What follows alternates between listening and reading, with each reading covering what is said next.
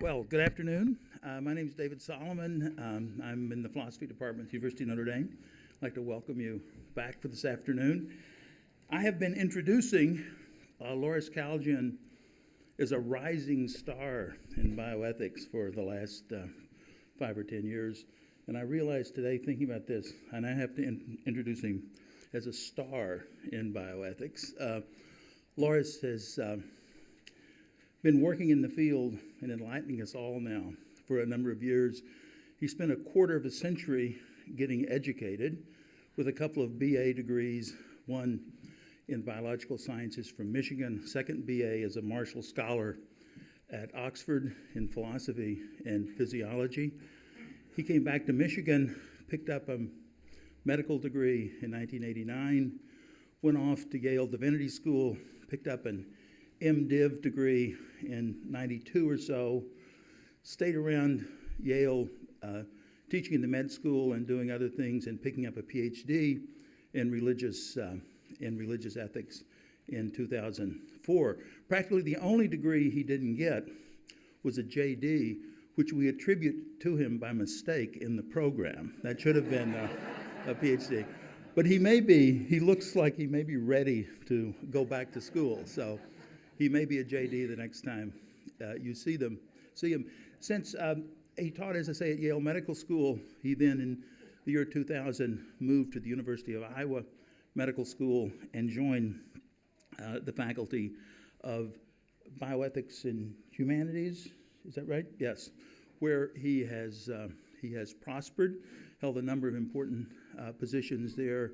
He has published widely in all the best journals, medical journals, and journals in the humanities in bioethics over the last 15 years, and has been a presence at Notre Dame on many occasions, where many of you have seen them, and lots of other places where he's become a significant public figure in the world of bioethics. Just last year, he became, and I have to get this right, his title, the Richard M. Kaplan Chair in Biomedical Ethics and Humanities at the University of Iowa Medical School, and directs the program there. And the same year, and this is why we have to say he's now a star, published an absolutely magnificent book with Cambridge Press last year called Practicing Medicine and Ethics, Integrating Wisdom, Conscience, and Goals of Care. I recommend it highly to you. I just had occasion to work through it, and I don't know when I've learned so much. He now joins, I think, a list of important figures in bioethics, essential figures, what I would call the prophetic Protestant voices that go back to Paul Ramsey, Paul Ramsey's greatest student, Gil Mylander, who's with us here today, Stanley Hauerwas, another person deeply influenced by Ramsey, and now Lauris Kaldjian, I think, joins that group. It's an honor for me to introduce him, and I guarantee you it'll be a pleasure for you to listen to him. He's going to be talking to us this afternoon on concepts of health and the moral dynamics of shared decision-making. Lauris Kaldjian.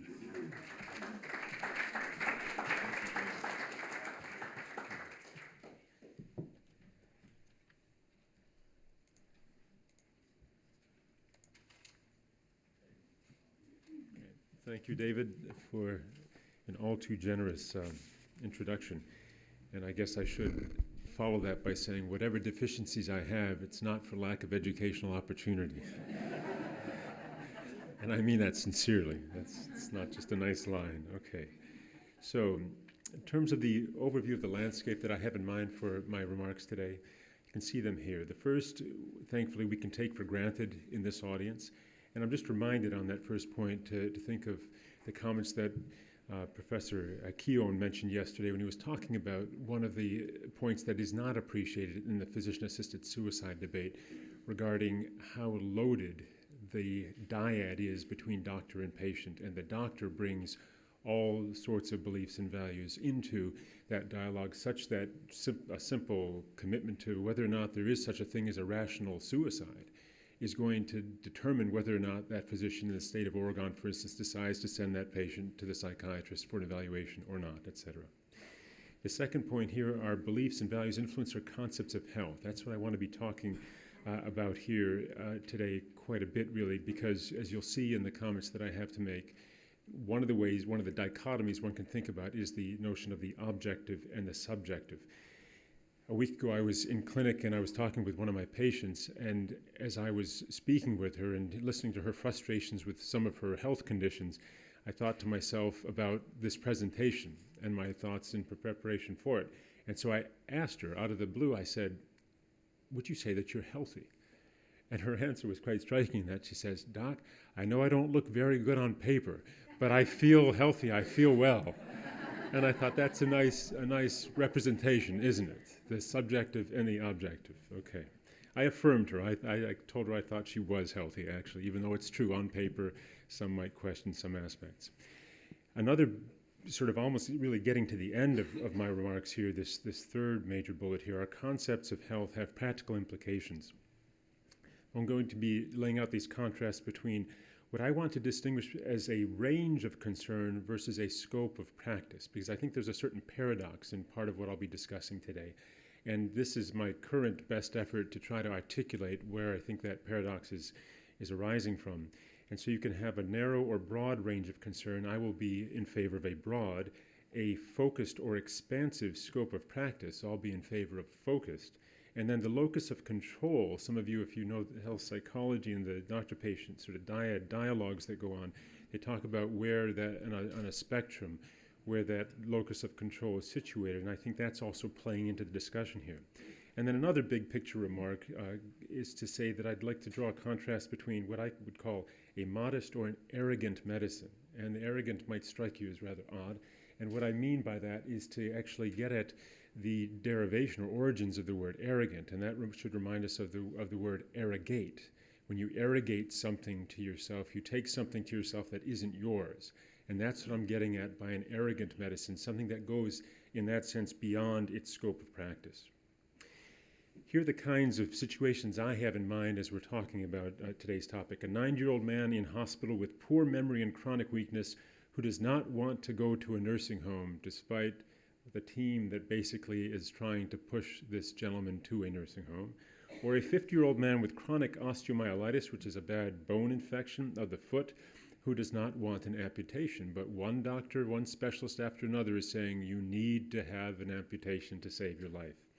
Or a 65-year-old woman, flipping in a different direction, with refractory leukemia who insists on continued blood and platelet transfusions, even though all the members of the team, including the specialists in the blood bank, are wondering why are all these transfusions going into the body of a human being who has weeks or perhaps even days left to live.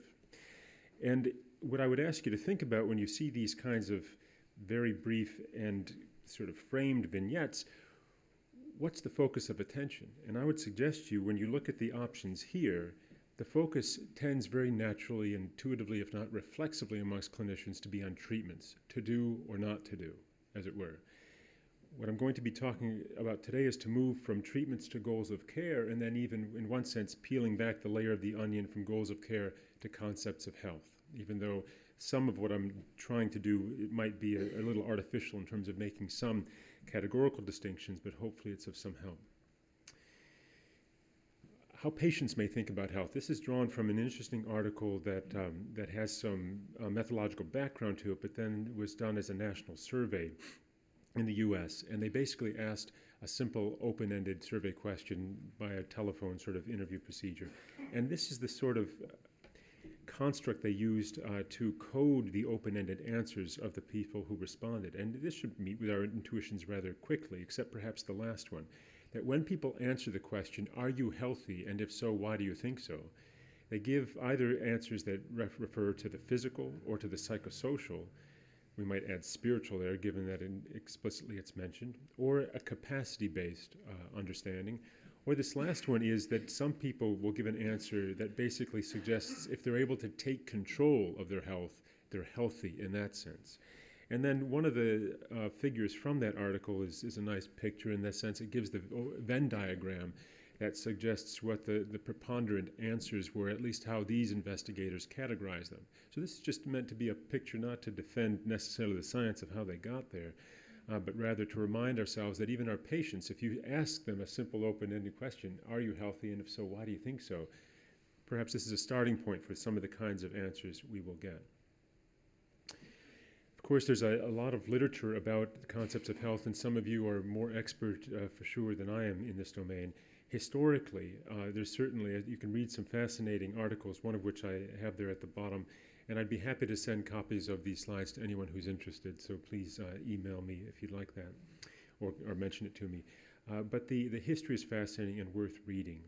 There's also, of course, a lot of philosophical discussion. Leon Kass is one of the well-known speakers to this question, and his definition, very Aristotelian, was the well-working of the organism as a whole. Tris Engelhardt, many of you know his work on these areas, and I add him here because he would actually combine an objective as well as a so-called evaluative or subjective, morally valenced view to health. And then you can get to the end of the spectrum from the objective to the subjective, as it were, or evaluative. You get the sociologists like Talcott Parsons, who you can see his definition, the state of optimum capacity of an individual for the effective performance of the roles and tasks for which he has been socialized. Another bigger picture sort of slide here. What I'm trying to do is to move backward from treatment to goals of care to a concept of health. And so you can think of this perhaps in Aristotelian or Thomistic terms, with the telos, the end that all of this is about. So we have an end, and then the goals of care, I would suggest, are something of an operationalization of that end, and then the treatment is the end in the act of being pursued. So goals of care, I'm particularly interested in goals of care because I happen to have done some work empirically and conceptually in that, but also because it's very thick in the language of medicine, at least in certain contexts right now, especially palliative care. At least in my hospital, our palliative care service is sometimes referred to as the goals of care service, because many other doctors are not apparently as interested in or as capable of in having those kinds of discussions, and so people page the palliative care service to have that discussion. So if it's not thick in your lexicon, I would encourage you to take it seriously, and then per this discussion, to think about what's under the hood of all this goals of care language. So I think it can help us actually get at the question of concepts of health. And for instance, when we talk about goals of care, sometimes some of us will even make the distinction between the medical goals at stake versus the patient's goals, acknowledging already there that there may be some differences in terms of what we as clinicians think is most important for our patients versus what our patients think is most important for them. And in case you're wondering, what's he talking about, goals of care? Be specific. Well, here's the specific list. And this is a literature-based listing of 6 or 7 that colleagues and I worked on together some years back. And I actually, in teaching students and residents, will literally teach these 7. Not to say it's the only listing one could have, but it ought to strike you as pretty intuitive. And it is, as I mentioned, based on the literature. And I even develop an acronym. And even in my own patient care these days, when I'm having a goals of care discussion with patients, especially around things like code status discussions for resuscitation, I will first ask an open-ended question to my patients. Can you tell me what your most important goal or goals of care are? And then I'll follow that up with closed-ended questions running through this list. And when I've done this at least sometimes with patients, my patient will literally start nodding his or her head when I get to the ones that are most important for them. So this is very clinically real, and folks in clinical medicine, I think, are very interested in how we should or shouldn't be having these kinds of discussions. I think it's also fair to say that historically, at least, some goals of care have received more attention than others. And so you can see the moralist there, which is the traditional medical we can fix it sort of approach, versus things like comfort, specific life goals, spiritual needs, etc., being something that some of us doctors perhaps have had to be more focused on as we've matured as professionals. I very much agree that more attention to goals of care is needed.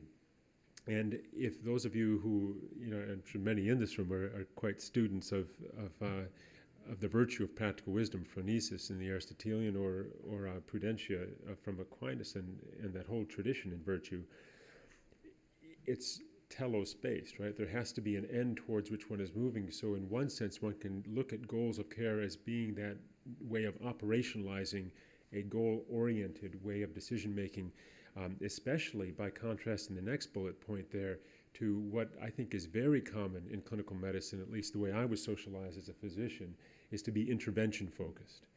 Are we going to send the patient to the ICU or not? Are we going to do the cath or not? We do or we don't, as opposed to first stepping back and asking, where should we be going, and can we agree on that? And then placing the intervention in the context of that larger trajectory. But having said all that, part of what we're here today to discuss is when getting at the question of a concept of health. Many of us, I think, if you were to videotape my goals of care discussion, it might give the impression that, okay, whatever my patient says goes. If it's their goal of care, well, that's their sincere expression of their sort of meaning in life and their self-assessment, and somehow I then have to be their servant. Now, in one sense, that is what happens.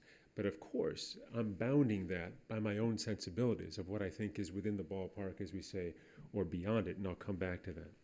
And so that last point here, we need to be clear on ultimate versus what we could call penultimate ends, sort of flourishing versus health, and this is another big picture concern that I have in this presentation.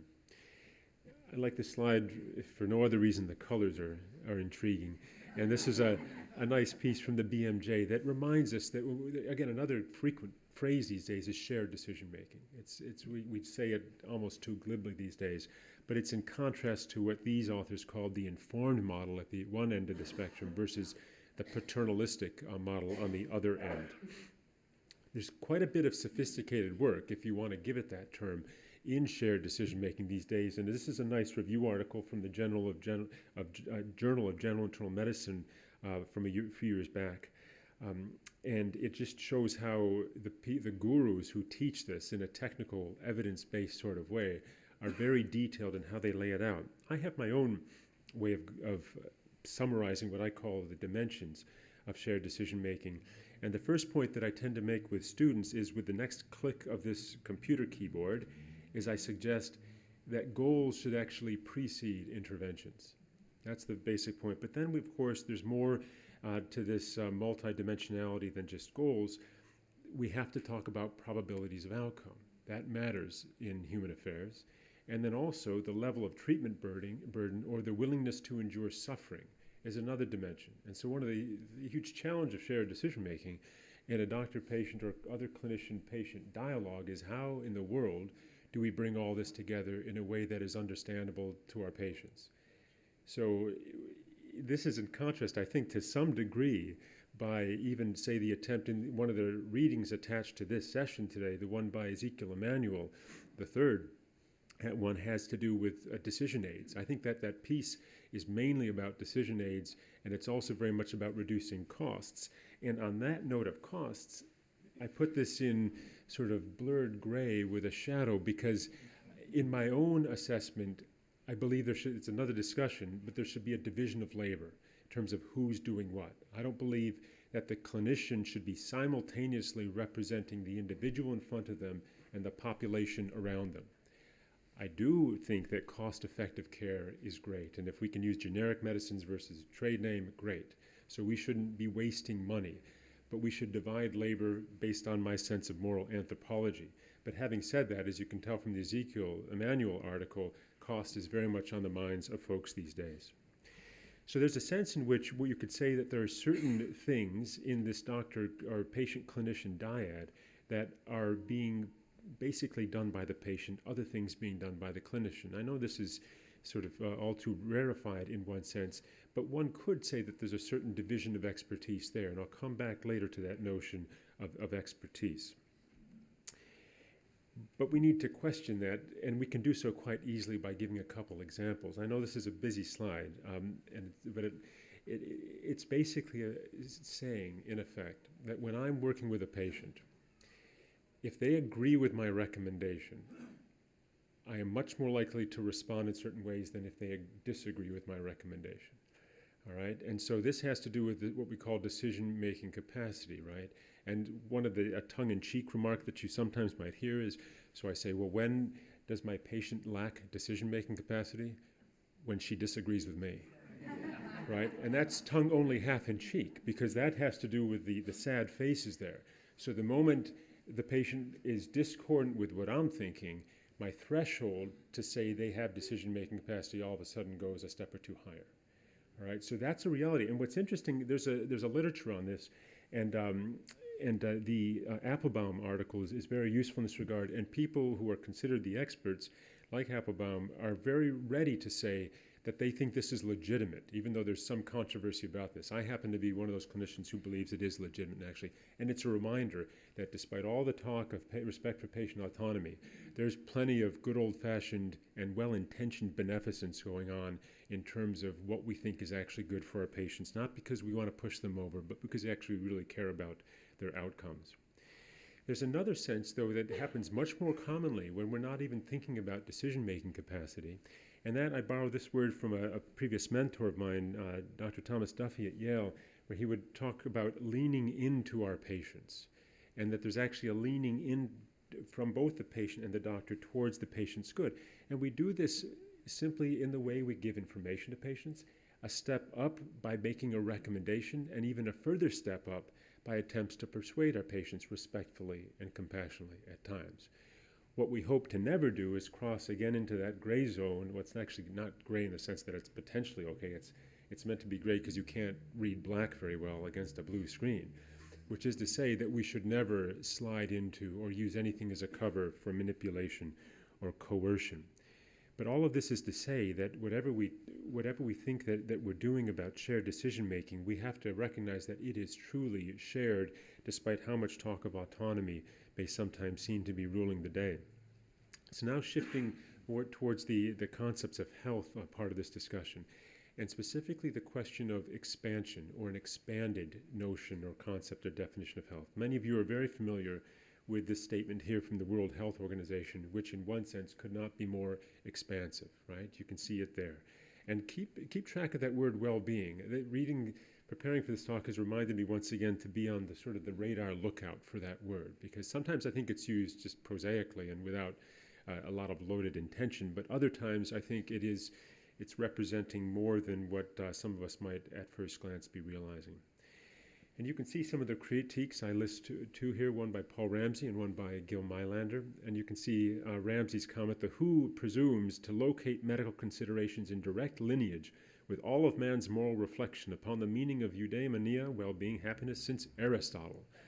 So that's quite a job assignment for the average physician, right?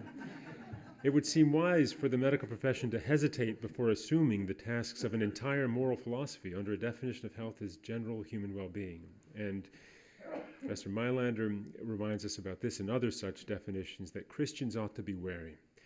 These definitions threaten to turn the search for health into the all-consuming passion of life and to make physicians the savior from whom the wholeness ultimately comes.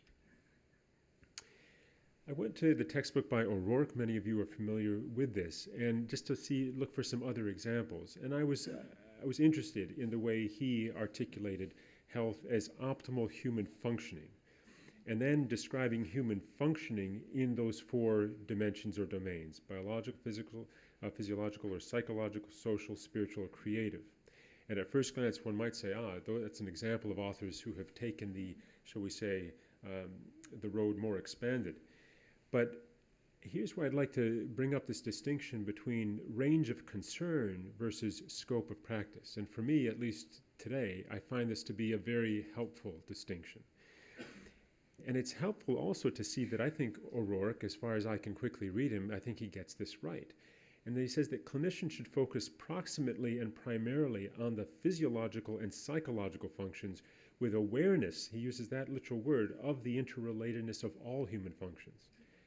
And he makes the nice edifying point here that otherwise physicians might presume the right to make all decisions for patients for the sake of physiological functions regardless of those other dimensions. And the kinds of examples that one can think about, perhaps the most stereotypical example would be the Jehovah's Witness patient.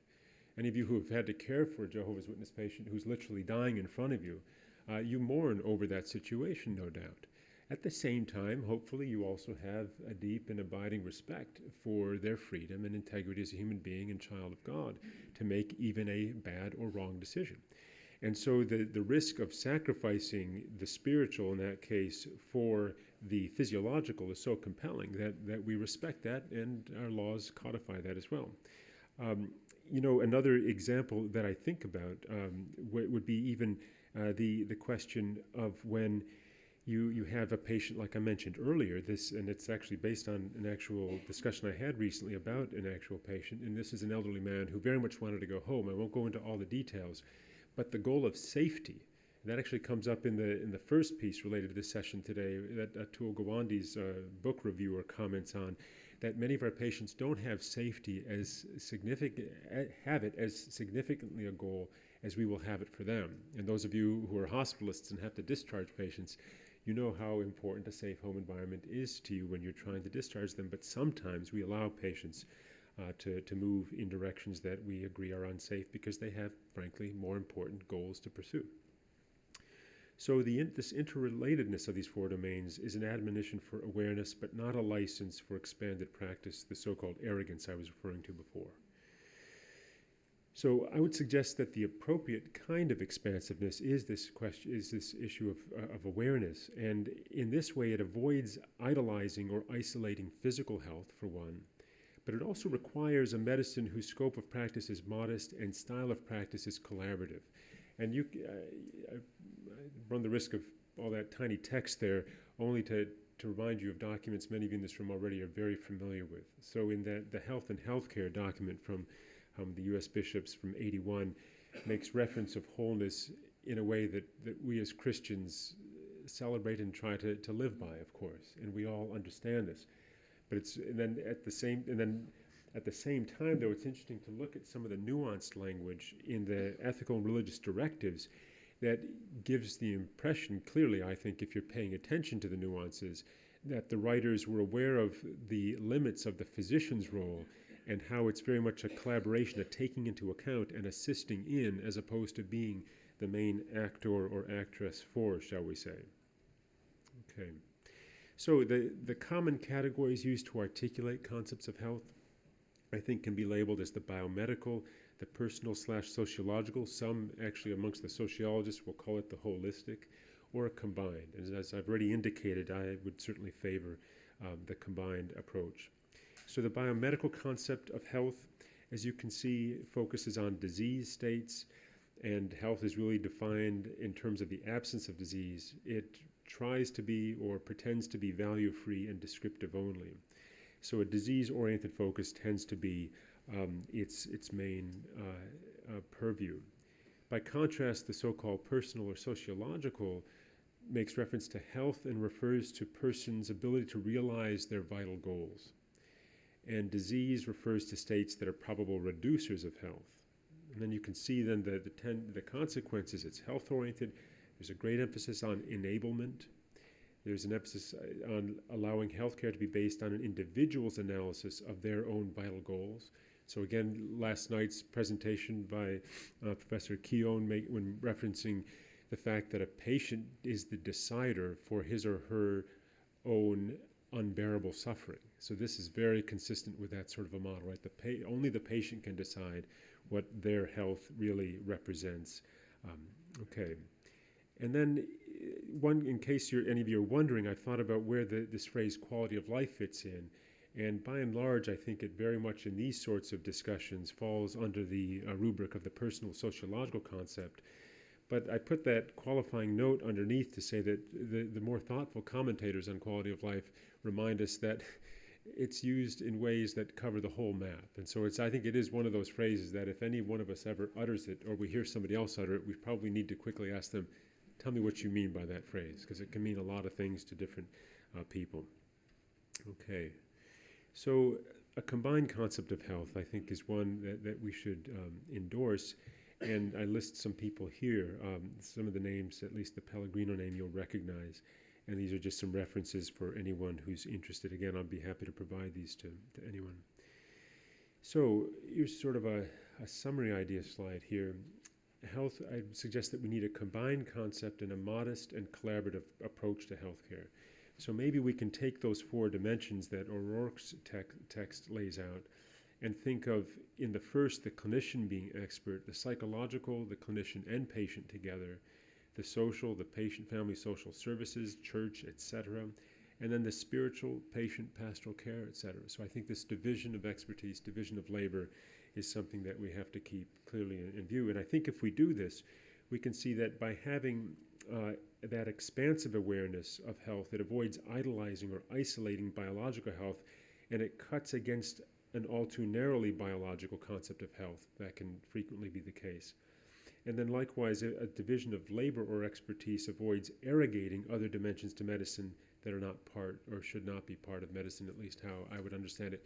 Thinking as medicine equals healing equals healer equals clinician. That's what I mean when I'm talking about medicine. Okay, who gets to say what concept prevails? Obviously a huge question in our society. And here's a nice text some of you may or may not be familiar with. It's called The Goals of Medicine. It was put out by Hansen and Callahan folks through the Hastings Center. They sponsored this, and they contrast the inherentist view and the social construction view. So I think this doesn't answer any questions, just puts labels on where the debate stands in terms of who gets to say what health will look like or not look like. And here's then at the bottom, I put my own comment, though, to say that for each one of us who happen to practice medicine, conscientious practice has to be taken extremely seriously. And that at the same time, though, to simply play the conscience card as clinicians, I think it is not enough. It's not enough to say that my conscience doesn't allow me. That may be the final sort of bottom line, but we also owe it to each other, and especially to those who don't look at the world the way we do, to explain ourselves. And those of you who are students are scholars of conscience, you can be reminded that too is a multidimensional entity. It's not just the emotional or the cognitive or the motivation. It's of course the rational. So giving our best reasons is really what conscience is also about. And then we have to reckon with our responsibilities to patients, to ourselves, and to society. And that's a huge task, especially when a situation is particularly demanding. There's a nice warning from Leon Kass for the perplexed, and he reminds us that it's very unfortunate, basically, that at the very time where we don't seem to have a shared meaning of health, we also have technical powers that are increasingly expansive. And so it's, in that sense, the wrong combination of things. This is a wonderful piece by Leon Kass. If you've not read it in the past, I would highly recommend it to you. So it's not enough to simply talk about goals of care and probabilities and treatment burden, but we also, of course, need to remember, and we all know this, that all of this is surrounded by our ethical frameworks and our concepts of health. And again, you can see on the right margin my summary sort of endorsements of how that should be.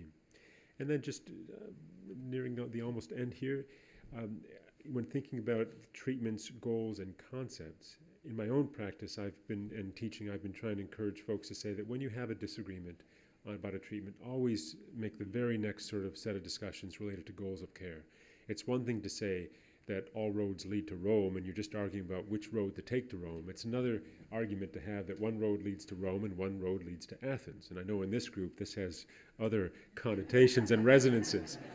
But you get my point there, okay. But then likewise, what I think this presentation has also caused me to think more about is that it's not enough to simply, I think, stop at goals of care. Sometimes we may need to have, especially at the institutional level, if we're wondering about policies and how much freedom there will be for conscientious practice, to actually engage each other about concepts of health. You know, I think given the interest of time, I think there are just 2 more slides. Should I think you should go ahead with them. Okay, and they're just two illustrations, okay? And actually, these next 2 illustrations, I would encourage you in our breakout sessions, if it works for your groups, is to basically listen to each other, describe situations, and discuss them perhaps in terms of treatments, goals, and concepts of health, especially, and it'd be interesting just to find out whether people find these sorts of distinctions to be helpful to dig out some of the causes of frustration. So I mentioned this gentleman with chronic osteomyelitis. I think it can be said that in this patient's refusal of amputation for his foot, that he was, in one sense, unwilling to accept his healthcare provider's concept of health.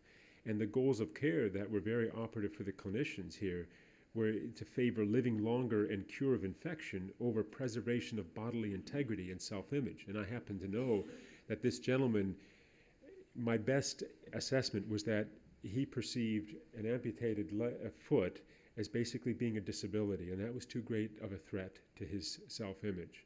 And I'm not sure many of his providers actually spent enough time talking to him to actually hear that. So I think that, but it's a natural point, right, that our concept of health would be in that sort of a setting more biological than the personal or sociological. And the question is, how much should we lean into this patient? I also happen to know about this patient that, to put it gently, he was getting frustrated with how many clinicians, one after another, were basically trying to push him in their direction and not his. And then the patient with refractory leukemia, I think she too was not willing to accept, that we were not, in that case, the clinicians, I wasn't directly involved, but were not willing to accept her concept of health.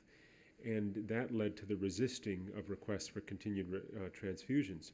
And the goals of care that the clinicians were favoring were very much comfort and specific end-of-life goals, wishing that the patient would focus on that, as opposed to living longer when the treatment very much appeared to be futile. And so in this case, the concepts I think that were guiding the healthcare professionals were the biological and spiritual versus the patient's personal or sociological, if you want to put it that way. And so the question even came up whether or not the institution in this case should refuse further blood products. And I realize that last question now is, of course, that getting back to our wider ethical frameworks, questions of justice and scarce resources for our blood bank were also part of the discussion there. But with that, I will say thank you. Thank you very much, Lauris.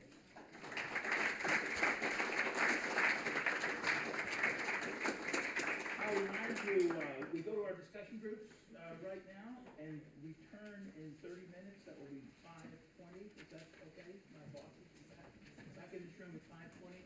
Yep. Yeah. I just have one more note that I failed to remind you earlier, that if you are going to apply for CME credit, to go ahead and sign the sign-ins. That'll be in your small group rooms. And then also, we had disclosure forms for the CME process on your chairs for the first session. If you don't mind leaving those when you exit the small group rooms, that way we don't have to replace them for every session. And just a final reminder that the groups are different for this session. So again, check your folder, but the groups will be in the same rooms that they were. The small group leaders will stay in the same rooms. Thanks. Thank you, Laura. See you back here in 30 minutes.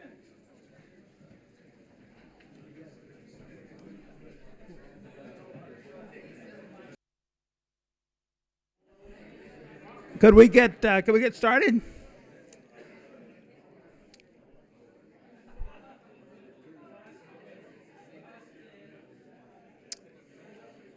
Why don't we get underway? Lauris is back, and let's get the questions going.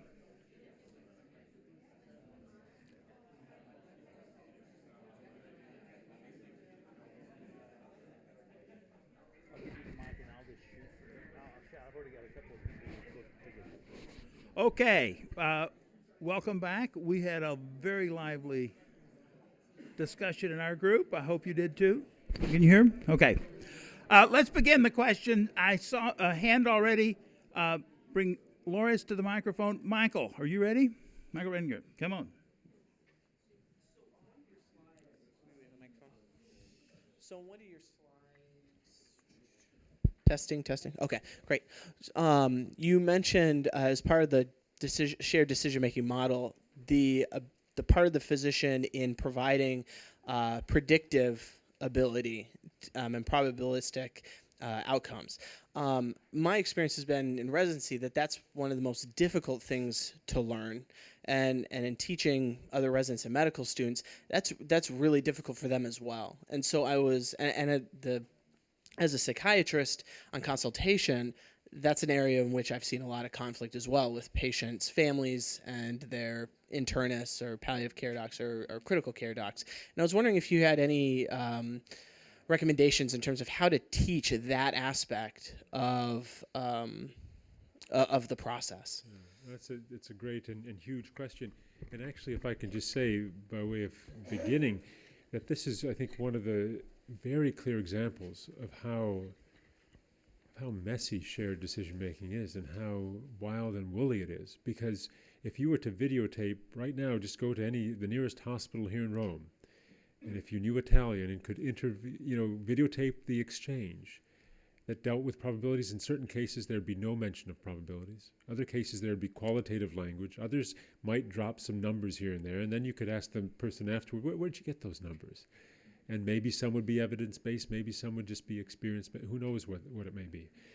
I think it's a very interesting question as to how each one of us as clinicians decides to use numbers, let's say, and where we gather those numbers from. One of the easiest examples that I rely upon is to say in code status discussions. So I've tucked away here in my head that if you look at large data set studies that look at outcomes of patients who arrest in a hospital, take all comers, if you interview patients and say, what do you think the odds are? They will give an answer that's probably around 70% discharged from hospital alive, whereas the actual number is probably 18%. Okay, so that's an example of where I would say whatever 70 versus 18 means, I think it means something. I think that's actually worth talking to patients about. But then my one patient is not the aggregate average, right? And so is my patient, am I going to downgrade my patient, upgrade my, all of that is up to us. And then I even saw there was a piece in the New York Times that involved even discussing number needed to treat and whether to use that kind of a notion or not, whether to draw little bar graphs, to draw little people in, 7 out of 100. These are huge evidence-based questions, but I think the question for me as a clinician, first of all, is, am I being as straightforward as I can with my patient? And am I taking enough time to talk to them and have them talk back to me to confirm that what's swimming around in here seems to now be swimming around in their minds? Jeff Bishop. Thanks, Lauris. You really, it was a fantastic presentation, and then we had a fantastic conversation in our group over many of the things that you had to say. I have a kind of a philosophical question that I sometimes kind of puzzle about, and it's you make a distinction between goals and goods, because it seems to me sometimes we have goals that are also goods, but we sometimes have goals that are merely instrumental and don't, actually. And then when we talk about health, I presume you're filling that definition up with moral valence as well. So how do the goals relate to the goods, and how do the goals relate to the ultimate good, the end of health, and the goods of health, right? Yeah, no, that's a great question. And I think that as I showed on one slide with trying to use arrows, from concept to health to goals to treatments, I think now your introduction of the category of goods, many in this audience are much more facile than I am at using that term technically with skill. But if one thinks about, say, the basic goods of the good life in an Aristotelian and Thomistic sense, we have a sense of what those certain goods, like even the good of friendship, right? These kinds of basic human goods and the good of life. I was reading one philosopher who was reminding us that, at least in his construct, that health is actually not a basic good because it's instrumental, right, for other goods. And yet I also read that same philosopher, his treatment seemed to be a little ambivalent, as if we're sort of tracking back from that a little bit. So I think some of us might wonder exactly where to place health. But I think I'm more familiar then with wondering about this question with respect to goals of care. And I think you're very much right that some of them are clearly instrumental. And so I would imagine, say if somebody said, well, doctor, my goal of care is to die at home. Well, I wonder, is home a metaphor for something even more remarkable than home, as wonderful as home is? Or is it literally that house because all my forebears died in that house? I think those are open questions, and I think I need to talk to you more about that afterward to hear more of your thoughts. Yeah. So, Lauris, great talk, and you're such a kind person. I really appreciate much of what you said. I have two questions. One is very brief. It's about cost. I know that you want kind of a sphere sovereignty about cost. Mark Siegler would always say this to me too, but when I was working with Mark, I was the chief of staff, I was the head of the ethics committee, and I was the head of the palliative service. And I said, how can I take one hat off and the other? And do we really want non-physicians making some determination of costs? I think The challenge that I don't know, I don't have an answer on this. If we have care that makes sense, if it's right sized as the going, that's the right care, right time, and care at the desired. I think that's the concern that most people are trying to get clinicians to be aware of. That's not my main question. My main question is, I have a lot more pessimism about this term goals of care. I'm a palliative care doc, you know that. I practice that. When I teach my fellows about goals of care conversations, I try to remind them that really what has become known as a goal of care conversation, I think, is more of a get the outcome that's desired conversation, using therapeutic aggression, and in bringing expertise to the conversation, that whether it be social services or chaplain. And I don't think they have as rich of a context as this differing views of health. So what usually a goals of care conversation is, in my experience, is really about, when they are done well, is about recognizing the finitude of medicine, that medicine's not the source of eternal life. And now and we're not going to have cure. Now what do we do? What are the other goals? It's not really redefining, because most people still want longer life and better life. It's just medicine can't deliver that. So I'll leave it there. No, and it's interesting, one of the pieces that was also assigned, the empirical piece that Atul Gawande's name was also a middle author on for today. Interesting, I think it was in the abstract that I was looking out for the word goals. It was in there. But goals was really not, even though they said this is what we care about, they were operationalizing goals pretty much with advanced directives. And that's, to be gentle, a weak sort of marker for that sort of construct. And so I think I resonate with your concern about what goals of care are looking like, or how they're being handled and used, and the fact that some palliative care services are being the ones called upon to be the goals of care service, I think is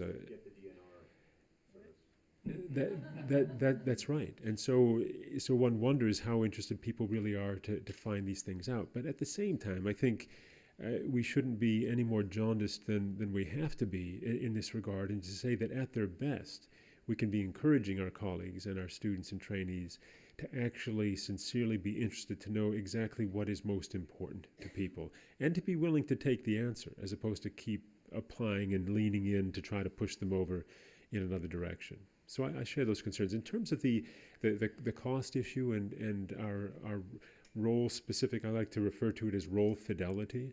My big concern here actually is it falls under the not exactly new, but recently reinforced emphasis on so-called population health.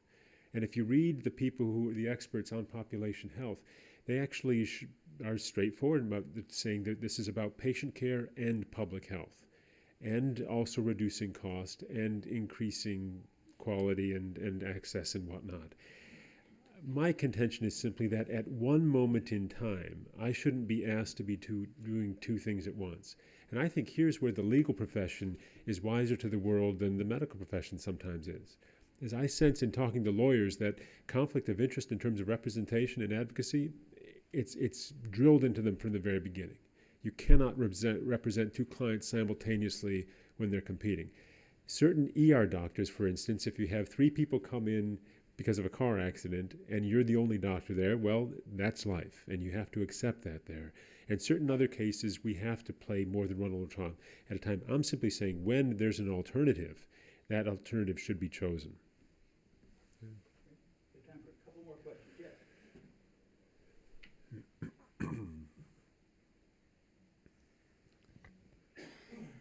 Good job, Lauris.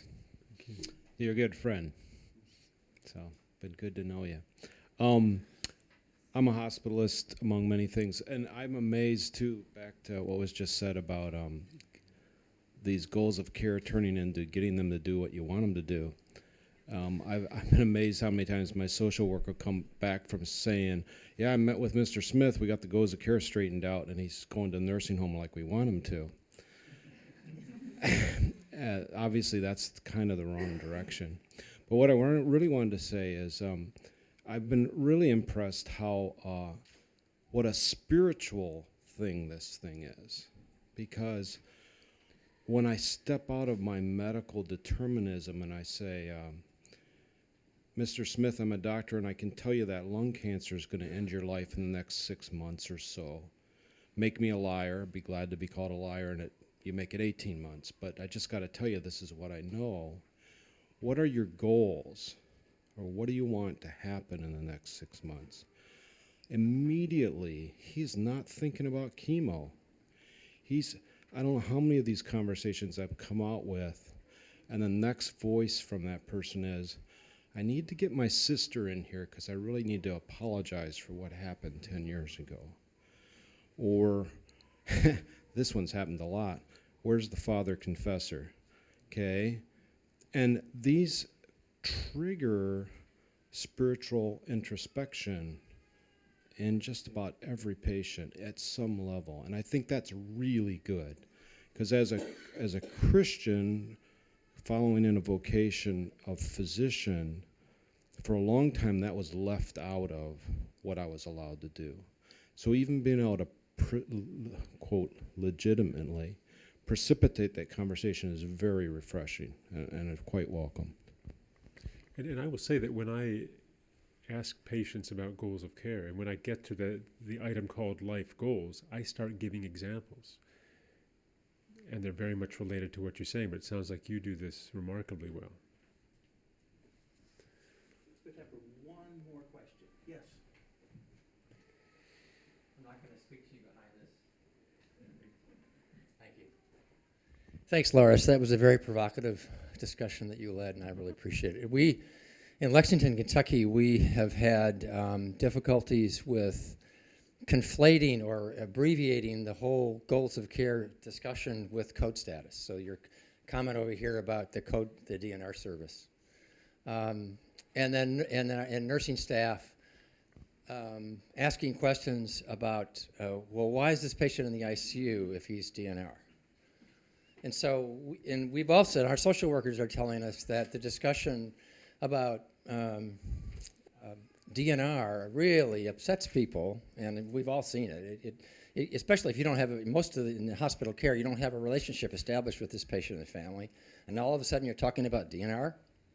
It doesn't promote the discussion. It really often truncates it. So what we did in Lexington was we disabled the electronic order for DNR, and we substituted with the goals of care note, and we created a synonym which was well established years ago in Austin, Texas, called allow natural death, to replace DNR, but we have a /DNR just so people know what allow natural death is. But our social workers are telling us that really promotes a conversation because it's something positive, and talking about something that the patient wants to do rather than what we're not going to do. And we established 3 levels of care: full support, intermediate support, and comfort support. Full support and comfort support are evident, self-evident. Intermediate support is the one that nurses have trouble with, and that is we're treating the pneumonia, but we're not going to do ACLS protocol. The practical aspects of doing a good goals of care discussion, if you have 10 admissions for a medical resident at night, you can't do that very, very, very easily. And the palliative medicine service, which I'm on in Lexington, we often do those goals of care discussions, especially in the ICU. Usually we're called because they say, well, the patient won't agree to DNR, so we want you to come and talk to him. But these are lengthy conversations trying to get at patients' values and family values that you don't know, and you can't learn in a very quick discussion. So I appreciate your provoking this discussion. It's very important. I'll say 2 things, if I may. The first is that I had some colleagues put together a little workshop for a meeting, and it included role-playing a DNR order discussion framed by goals of care. And one of the things we did for the meeting was to time it in advance to find out how many minutes we needed to plan for the programming. And we couldn't, even just simply in role-playing, do this in less than 8 minutes.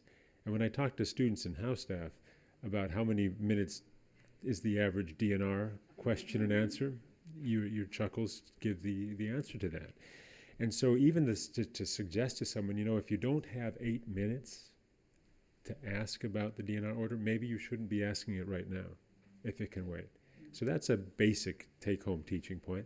The other is about the code status versus goals of care. Whatever weaknesses may also be with goals, but I think they do also have their place and their strength, again, specifically to move away from the intervention focus, which many of us as interventionally minded people, that's just how we've been socialized. Where this came to mind in a very concrete, practical way was we have a post form, like the POLST forms, and one of the sessions here is all about that, and I very much look forward to hearing what we'll be discussing. When folks in the state of Iowa were in the process of planning what would exactly be on Iowa's version, I asked them in one teleconference saying, could you just take out this much space in a little corner of the document to actually have goals of care options, as opposed to basically still an intervention focus. The only goal that's really on there as a goal is comfort, not surprisingly. But otherwise, it's to do or not to do. Which of the following procedures do you want or not? And I think we need to move towards that goal orientation, know what the destination is, and then figure out what vehicle and what route is best poised to get us there. And then don't do this with check boxes. Make sure there's a text box because you've got Yeah. to get narrative. Because everybody has different values. Yeah.